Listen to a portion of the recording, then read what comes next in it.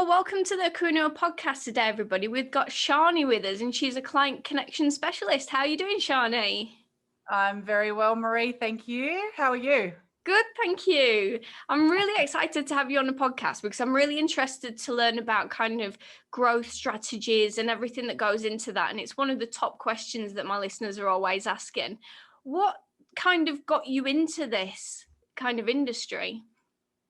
Marie, the problem for many coaches and consultants is that they absolutely love providing their service, and they know that what they do makes a profound difference to the lives of the people that they get to serve. But the problem in itself is that while they love providing their service, they really struggle to know how to become visible to their ideal clients and how to connect with them in a meaningful way, particularly online now. It is so noisy.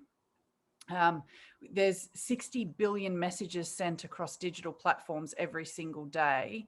And in addition to that, there's 5,842,000 coaches in the world right now. So when you think about the competition is so fierce in a perceived saturated market, you need to know how to stand out, how to stop people in their scroll, and then to be able to make a meaningful connection with them, because you only have around 2.5 seconds to be able to capture and keep the attention of someone on social media. So ultimately what I do is I help them to fill that gap. That's a really big gap to fill, especially when you're looking at things like what platforms do I sit on? Who's my client? What do I write in the caption? What kind of graphics are going to drag in my audience? How can somebody kind of navigate this minefield?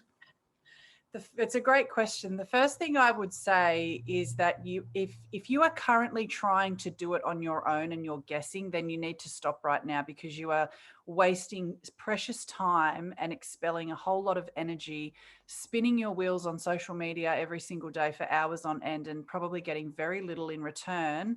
And at the end of the day, feeling really disheartened and frustrated because you've gotten online, you've shared a piece of content, you're inspired by what you've got to say, and then it's almost crickets. Maybe you get a handful of likes, maybe one or two of those is your mum, and it's just it can feel really disheartening at the end of the day. You start to question yourself, you start to question your niche, and you wonder whether or not you're truly cut out for what it is that you're doing.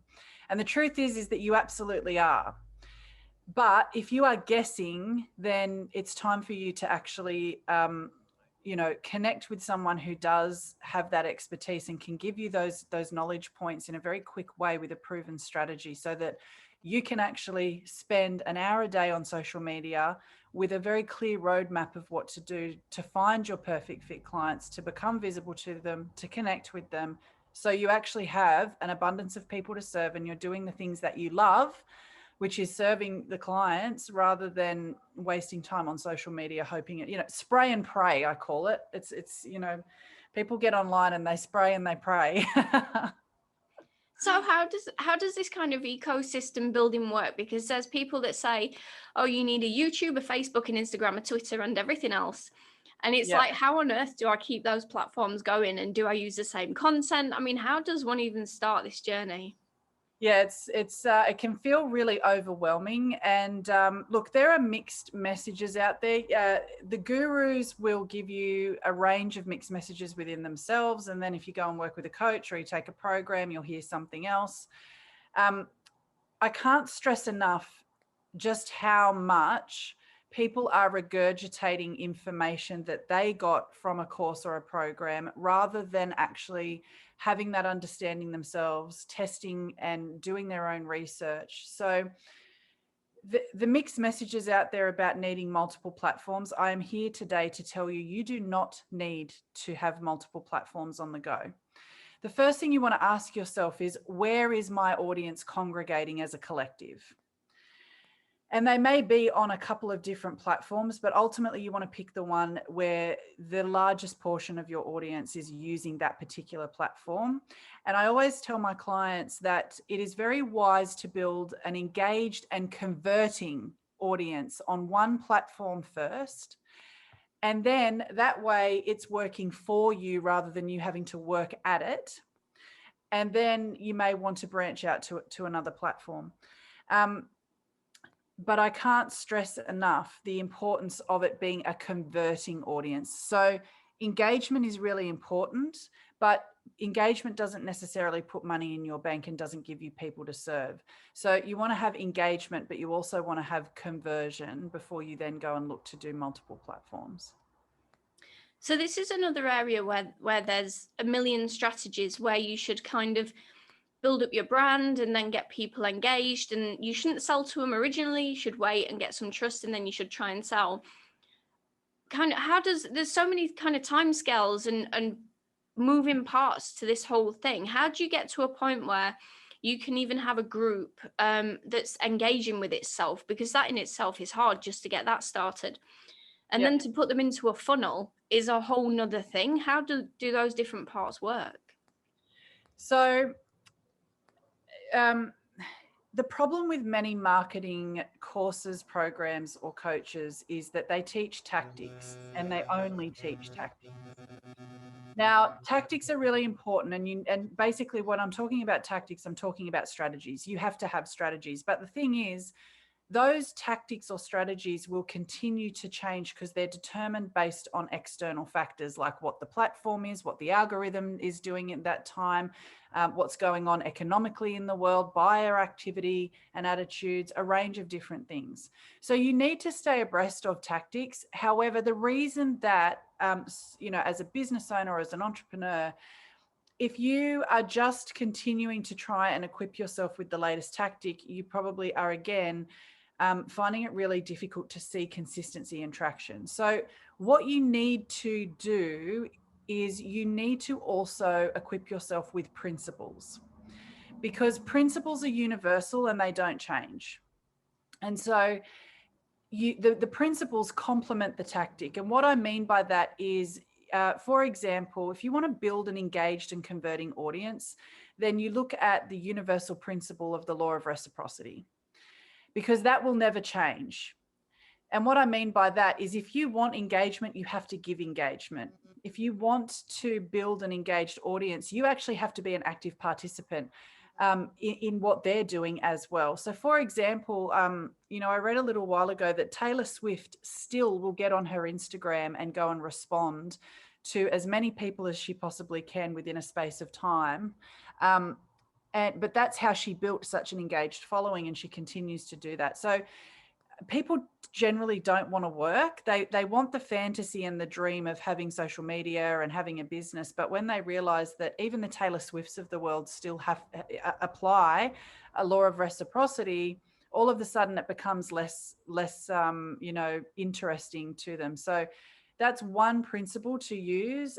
There are several, but what I would say is that before you go and take another program or course or work with a coach, just make sure it's not another regurgitated tactic or strategy. You want to make sure that what you're using also is underpinned by human behavior principles and universal laws.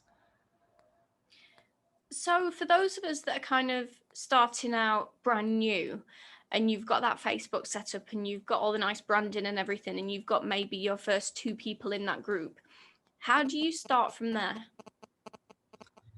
So if we're talking about Facebook and you're wanting to build a Facebook group, the first thing that you need to know is, where is the audience? Because you can create a group, but then you need to know where they are so you can bring them back into your group, right? So that's step number 1. Step number 2 is you have to stop slamming into people's direct messages and inviting them to your group. I always say, before you go and do anything on social media, just pause for a minute and ask yourself, how would I respond to the action that I'm about to take if I was on the receiving end? And everyone I speak to hates getting slammed with a DM. Now, let me be very clear. There is a difference between slamming versus connecting. So I'm not saying don't go and send a direct message, but what I am saying is the way that you do this, there is an art form to connection. So you always want to identify a need before you offer a solution, i.e. your Facebook group being a solution. But basically you want to give people a reason to want to join your group. So just saying I've got this Facebook group is not enough. There needs to be something inside of that group that they want that's going to drive them in there. So know where the audience is, identify a need before you slam into someone's DM and invite them to your group, and make sure that there's actually something inside of that group that's of benefit to them, because otherwise, why would they want to join? There seems to be two types of DMs at the minute. The one where they try and fake friend you until you come into the group, and the one where it's straight up, I've got a group for you, come and join this group. And one of them wastes a hell of a lot of time, and the other one's just irritating. Yeah, 100%.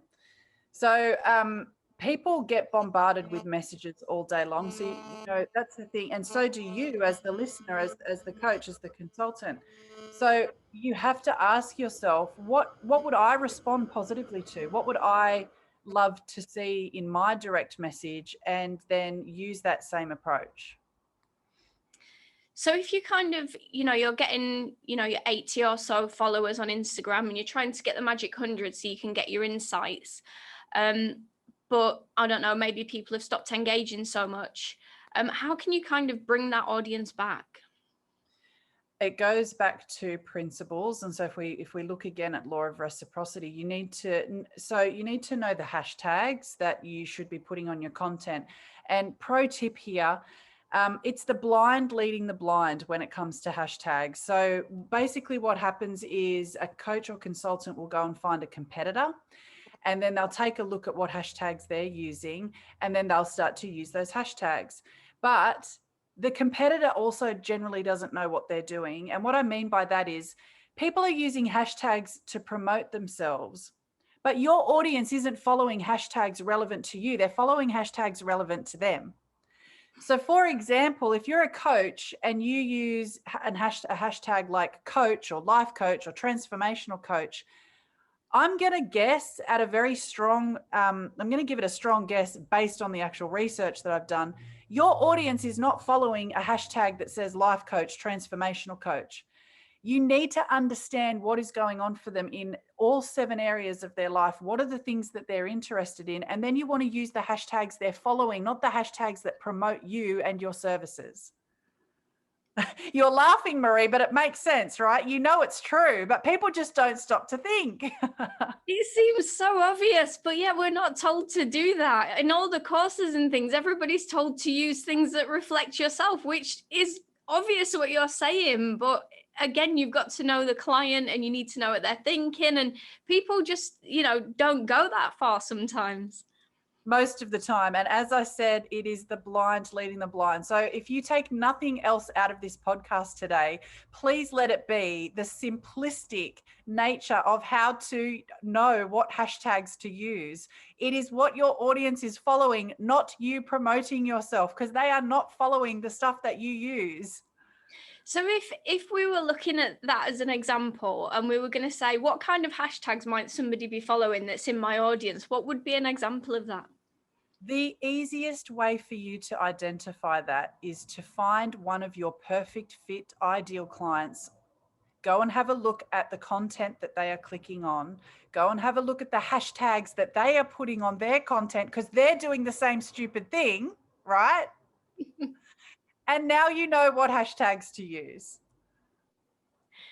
So for people kind of starting with this and trying to scale and getting into this whole noisy mess of social media, what would be your top kind of starting tips for people to be aware of, other than hashtags?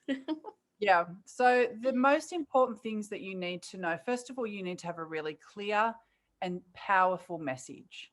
You need to know exactly what it is that your audience wants to hear. And the truth of the matter is that while what you're sharing feels like music to you, it's often, it's often quite boring and noisy for them. So you need to have a strong message. And in addition to that, you need to have a proven strategy for how to become visible on the particular platform that you are going to use. And that platform should be based on where your audience is, not where you like to be. So For example, in my program and my coaching, I teach my clients what I call the hour of power, and it is a roadmap of exactly what to do in sequential order for 1 hour a day. It's a checklist, depending on the platform. They get in, they check off the list in sequential order what to do, and they get out and it's done. So you need to have a strategy for what you're doing, clear direction, because otherwise you're going to end up on social media for hours on hours and get very little in return. And in addition to having a strong message and knowing how to become visible, you then want to make sure that you're using connection principles. And connection principles in the content that you share and also in the way that you're engaging with people on social media, because otherwise you are going to drown in the sea of content noise out there. And, you're going to continue to get 5 likes and one of those is going to be your mum. And then you're going to get frustrated. You're going to give up on your dream. And the truth is, while ever you don't solve this problem for yourself, you're actually doing your audience a disservice, because there are people out there right now that have a problem, are in significant pain, and they are looking for what you've got. But if you don't know how to get yourself in front of them, then they actually continue to not have their problem solved, and you continue to not be able to have the impact that you were put here to have. That's a really strong message, Shani. Would you like to let us know where people can find you on the internet? Because we're coming up to the end of the interview, and I know, really early where you are and really late where I am. If what I have shared with you today resonates, I would love to get connected. And the best way for people to connect with me is on Facebook.